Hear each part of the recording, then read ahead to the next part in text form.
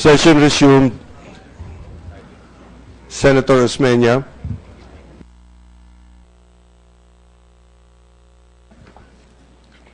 Thank you, Mr. Chair. Let me address some questions to Ms. Deguito. Ms. Deguito, there's some standard questions that we have for you. These are the processes of opening up accounts. Does the branch manager initial the documents that are submitted by the new depositor?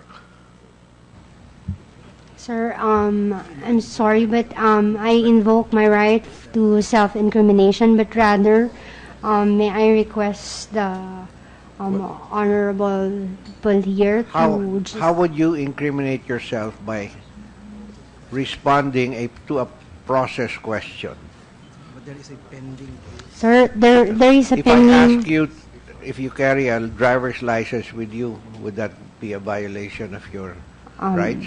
As Your Honor, as mentioned earlier, the AMLC has already filed a case against me. It has already a docket number, so I invoking my right to remain silent on that. Instead, if I may be allowed to a letter addressed to the Honorable Chairman, which I conferred and signed before coming here. Oh, you wish to make a statement to the committee Yes, yes. by reading your letter you addressed Yes, to Your Honor. Chairman Gingona. Yes, Yes. please. I think with the permission of the chair. Honorable Chairman, this is the letter my addressed to you by my lawyers, signed by me. Your Honor, we write again on behalf of our client, Ms. Maia S. Deguito, who, through our earlier letter, undertook to heed the Honorable Senate's invitation to appear as a resource person in connection with the investigation of the issue on the alleged US 100 million US that was laundered in the Philippines.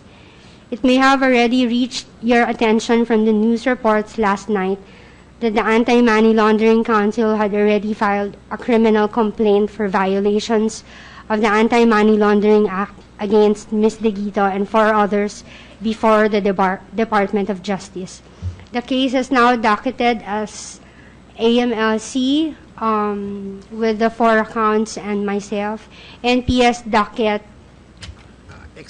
XVI INV 16C-00081, violation of Section 4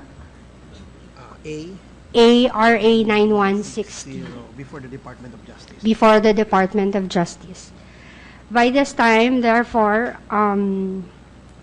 Ms. Deguito is already a person under investigation for the commission of an offense, hence fully entitled to constitutional rights to, among others, remain silent and against self-incrimination. While Ms. Deguito has no intention to disregard, much less offend the authority of this honorable committee, as she in fact intends to fully cooperate in its proceedings, she pleads for your indulgence if she may decline as the need arises to answer questions interposed in open session that may tend to impair her said constitutional rights. We wish to respectfully underscore that by this time, any statement she publicly makes, especially those under oath, shall be binding on her. Words may and will be used against her in said criminal proceedings. She, however, reiterates her intention to testify fully in an executive and confidential session in the best of her ability while protecting her aforementioned rights at the same time. Mr. Chair. With assurance of our continued high esteem. Very truly yours. Signed Ferdinand S. Topacio. Signed Joselito Ola Mangaya. Conforme. Signed Maia S. Deguito. Senator Cayetano. Mr. Chair, may I just clarify, ma'am? So basically what you're telling us is that if you testify now and it's on record, may transcript, and since you have a case, baka gamitin laban sa'yo. Yes, sir. But if it's an executive session, since we're not going to take records, you're willing to tell all. Yes, Your Honor. Yes, Your Honor. Mr. Chair, maybe at the proper time, we may consider after the senators have raised their questions, the other guests in this hall today. We will decide that later on. That matter. We'll decide that matter later on. Mr. Chair, Mr. Majority Floor Leader. the Minority Floor Leader. witness is invoking her constitutional right of non-incrimination. So, why should we hear her in executive session? For what purpose? Just to know that something happened? We are supposed to investigate in aid of legislation.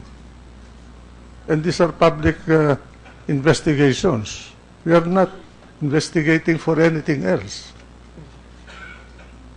Okay, Mr. noted. Chair, as a rejoinder, Yes. Mr. Chair, the reason we want to hear her in, at least myself, Mr. Honorable Minority Leader, is that you cannot enact legislation, whether you repeal, amend, or stick to the law and just exercise our oversight, unless we get the facts straight. And there are times that a witness really does not want to testify in open, and it's up to our discretion whether to hear them in executive session. Number two, this is a very delicate matter because we do not want to damage any banking institution, nor the banking industry. So, if you hear their side, her side, etc., the Senate might win, but the banking institutions might all lose, and the country will lose. So, I want to jump in and also ask Mr. Tahan, our bank manager, about real questions about, as the two gentlemen, the two chair have been asking. But the reality is, it might set off a series of events that it's like a toothpaste. You cannot put the toothpaste back into the tube once na lumabas. But as I said, Mr. Chair, I'm willing to listen to everyone first and the questions, and with the permission of the minority leader, without making a decision that we will hear her, just to I consider. just want to it. react to the majority floor leader. So, are you saying that we cannot craft a law unless we hear this girl?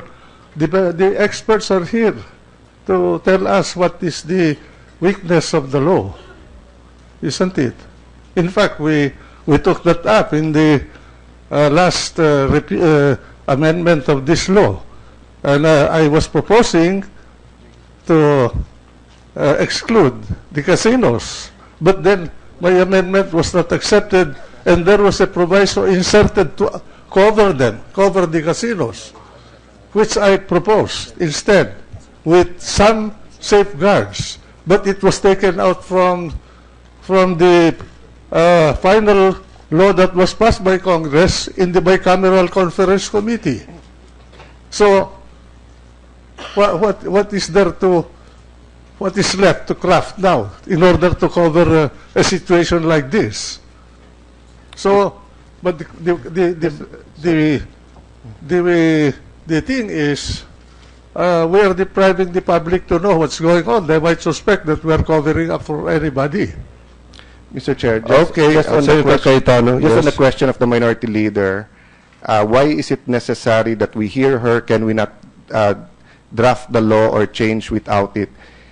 The conclusion is based on a premise. And you have the wrong premise, you have the wrong conclusion. And we always deal with facts. And if you look at the law, what is a witness? A witness is someone who has personal knowledge and has observed something with their senses. So if it is the branch manager who dealt with these people who opened the account, who now are saying, except for one who's saying his signature is forged, everyone else is saying fictitious, she'll be in the best position to tell us how did this happen, and she'll be in the best position to tell us, was it a conspiracy, was it a mistake, is someone involved? That is why I want to hear her out. Now, we heard the military and the AFP and the PNP in executive session, but the public was well informed later on. Having said that, Mr. Chair, maybe later on we can discuss it, and I'm not making a motion yet, Mr. I will, Sir. I will I'm just just make reacting to the letter of the bank manager and asking that we consider it later on. I will just make a counter comment. What is the need for this investigation then?